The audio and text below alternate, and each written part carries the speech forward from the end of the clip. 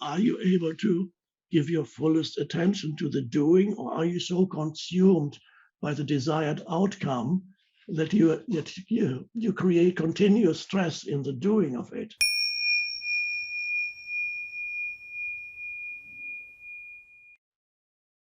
And here we come to a new word that we need to. Okay. It is a shameful matter to be poor and humble when the way prevails in the state. Equally, it is a shameful matter to be rich and noble when the way falls into disuse in the state.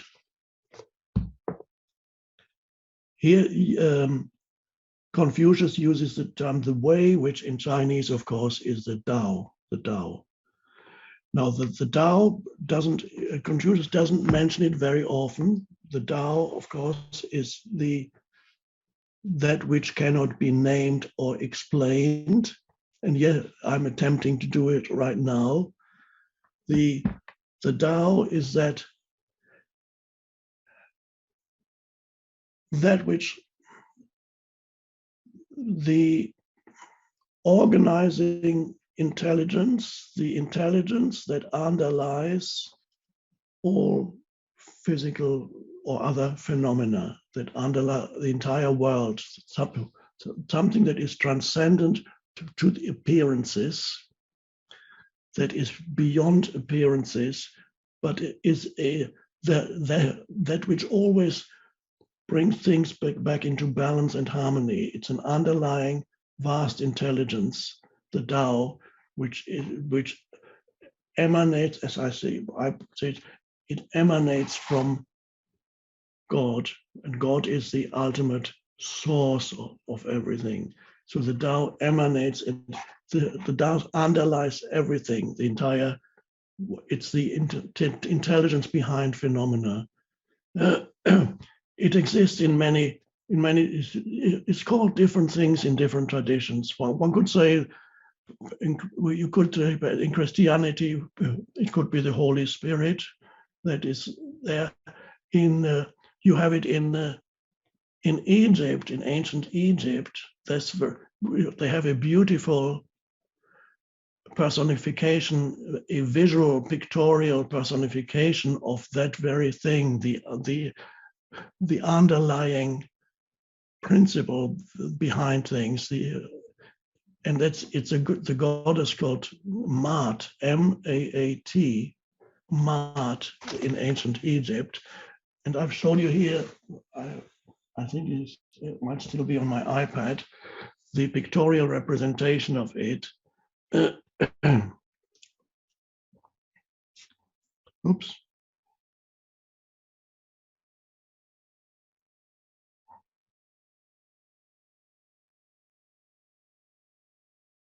Oh, technology is very difficult.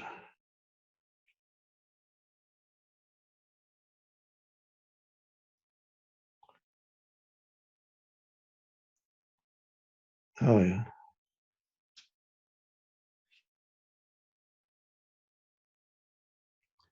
This is Maat, the wings, vast wings that enfold the entire world. This is what protects the entire world from destruction and collapsing. So this is the organizing intelligence, the intelligence, it limits it when you call it intelligence. You can say it's the love behind it all that holds it together. That's Maat, the wings represent that power. That's the Tao. And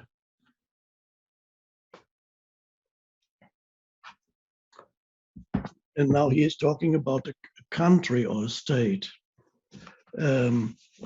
It is a shameful matter to be poor and humble when the way prevails in the state. The whale is the Tao. When in a state, humans are relatively speaking in alignment with the underlying harmony of it all, then things go well. And then he says to be poor and humble when there's connected, when you are in an environment where the Tao is recognized and humans live in accordance as much as possible in accordance with that underlying harmony, then why be poor? Then you should thrive. But it is a shameful matter if you're rich and noble when the way falls into disuse in the state. In other words, when there is corruption and all kinds of destructiveness in the state which you live in. If you are rich and if you are rich and noble in a state that is corrupt, that is shameful. So if you get very successful in a corrupt environment, then it must mean you are corrupt too.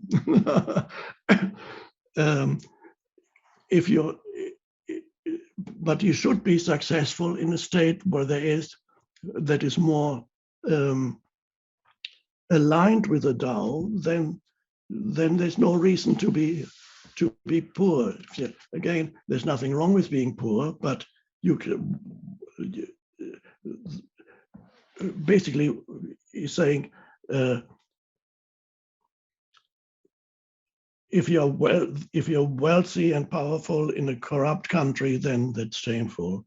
If you still remain poor in a country where the collective is aligned, which is very rare, the collective is aligned with the underlying Tao, then you might as well do well. If you're not, I wouldn't totally agree with him. It's shameful not to do well because it may be your choice not to participate too much in the country and just live in your little hut with rice and water. That's fine too. So very often spiritual teachings seem to stress different points according to who he is speaking to at any particular time. So who was asking him this question and who is he speaking to? So you need to take that into account when sometimes certain teachings may seem to be contradictory. Who is the teacher speaking to at that point? We don't know that because all the disciples they wrote down what he said.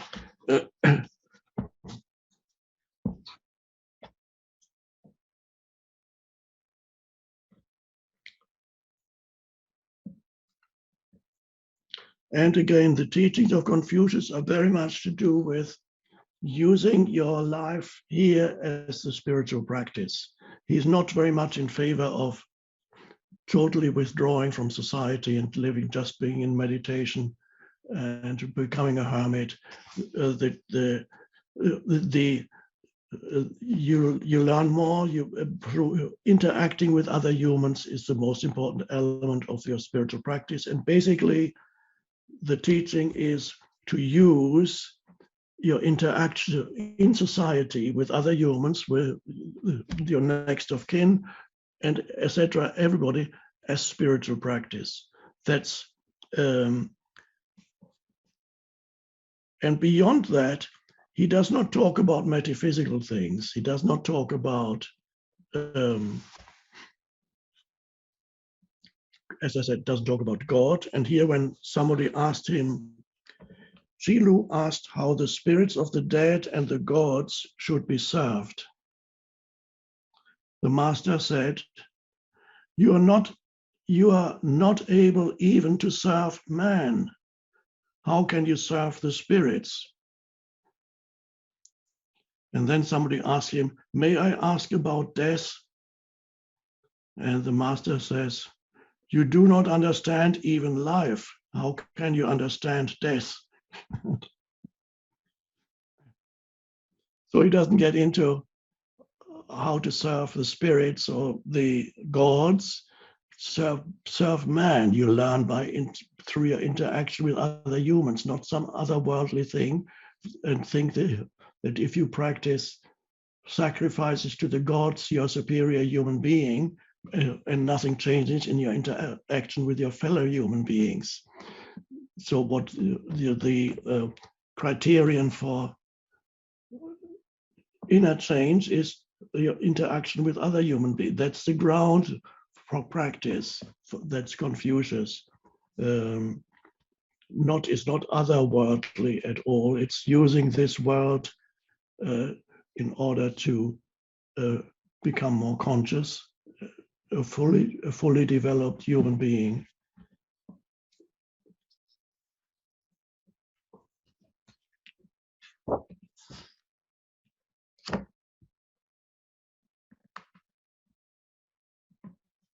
Oh, here.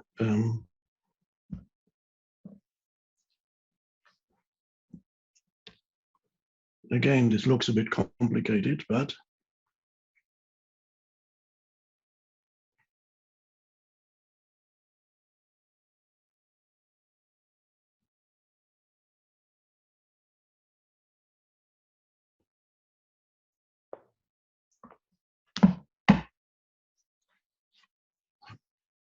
just a second.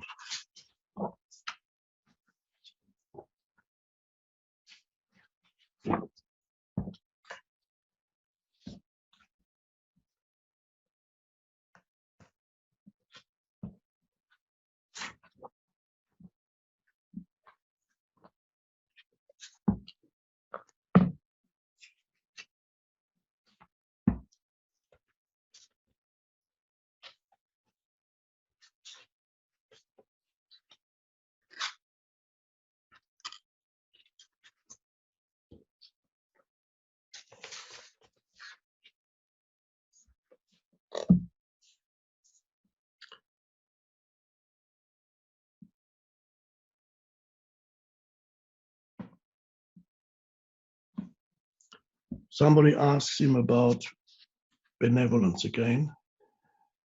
What is benevolence?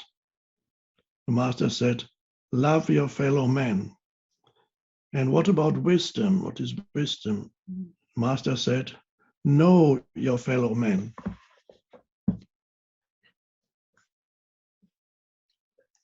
Love your fellow man, that's benevolence. Know your fellow man is wisdom. I wouldn't use wisdom, it's practical intelligence again.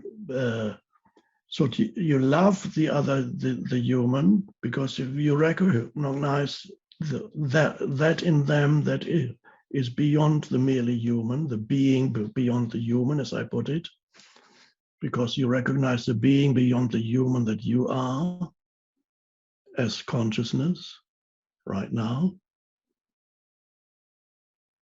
But you also, you know the other on the level of their personality also. You can see, for example, the conditioning of their personality. You recognize, for example, that perhaps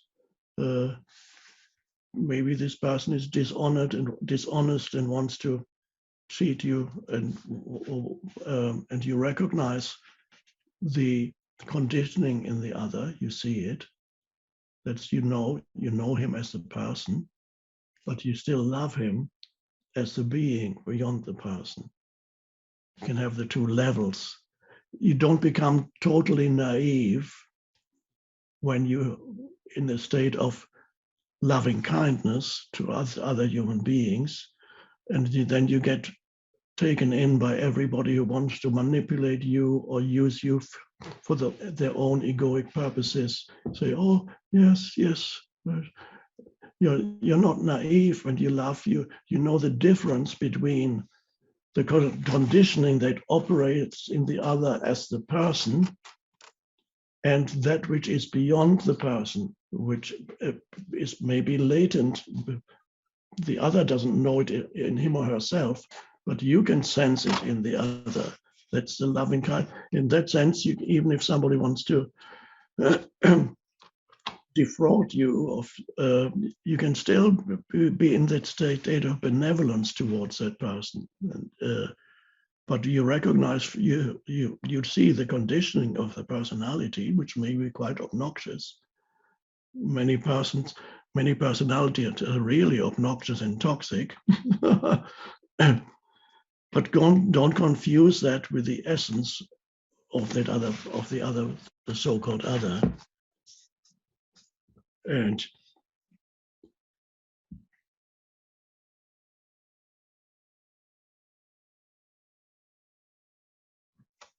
Here we have, this looks complicated, but I'll read it. It's not really. Somebody asks him, may I ask about the exaltation of virtue, the reformation of the depraved, and the recognition of misguided judgment? That seems to be a difficult question. So you're asking about three things. He's asking, first of all, the exaltation of virtue. The master said, what a splendid question. To put service before the reward you get for it, is that not exaltation of virtue? He often phrases his teachings as questions, but he means, yes, it is. So to put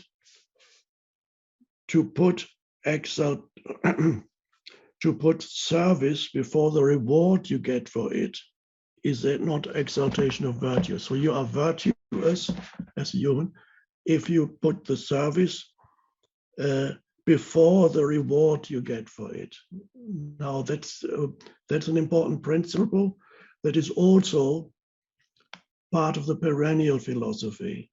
This does not just apply to a particular service you give to another, although it includes that. It means whatever action you perform, not place excessive emphasis on the result that you want to achieve through your action. As it's called in the Bhagavad Gita, the fruit of the action. You perform an action without excessive attachment to the expected outcome. That is what he calls the reward. And that is a conscious action, which implies that you give your fullest attention to the action itself. You do it fully. You focus your attention fully. You are not distracted by what you want to get or achieve through the action. Yes, of course, the action has a purpose. Anything you do has a purpose, and the purpose necessarily is in the future. You want to achieve this or that through what you do. But if there's an excessive emphasis in your mind on the future thing that you want to arrive at or attain, then the action is no longer given fullest attention. In fact, that's where stress and anxiety arise, because your mental focus is on where you want to be already, or the reward you want to achieve through what you are doing. This is the point in the future. This takes attention away from the doing. It diminishes the quality of your action. That's very important when you interact with human beings, and let's say you're a salesperson and you want to sign the deal with other. Now, if you're in your mind, you give undue importance to the result, which is to sign the deal so that you get your commission through the sale. Maybe you're a realtor or whatever, or you're a car salesman or whatever. Then the quality of your interaction with the human diminishes, and the other human actually can feel that unconsciously or consciously, that you are only interested in them as a means to an end, and the end is getting the reward for redoing. And because the quality of your interaction diminishes, what the quality means you're not giving your fullest attention to the other as a human being. The other is only a means towards an end. And the other can sense that he or she is only a means to you, it's only a means towards an end, and you are actually much less likely to get the deal signed, because the other does not feel fully recognized. He feels you're only interested in using him or her to arrive at the reward, the fruit of your action. But if the reward is very much secondary, yes, you would like to, let's say you're a car salesman, you would like to sell this car, it would be nice, but you give your fullest attention to the interaction as you talk to the human being. The fruit is secondary. That means that's a more conscious way of dealing with things. And it doesn't even necessarily imply other human beings. It could just be you're engaged in creating something with your hands or intellectually. Are you able to give your fullest attention to the doing, or are you so consumed by the desired outcome that you create continuous stress in the doing of